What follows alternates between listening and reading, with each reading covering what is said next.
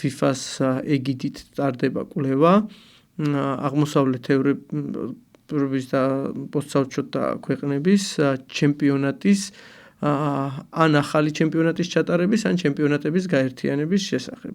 ეს ჩემი აზრით ერთადერთი გამოსავალია, რაც შეიძლება იყოს ბუსტერი ხალხის სტადიონზე მობრუნების.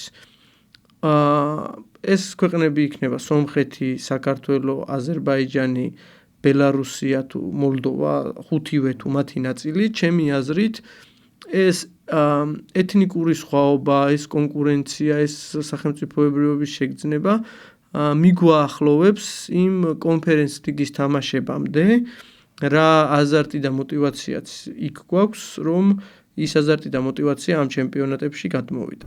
სრული ვიდეო ნახე Newsmakers-ის YouTube არხზე. თუ მოგეწონა ეს ვიდეო, დაალაიქე და გამოიწერე არხი, რომ არ გამოგჩეს შემდგომი საინტერესო სიახლეები.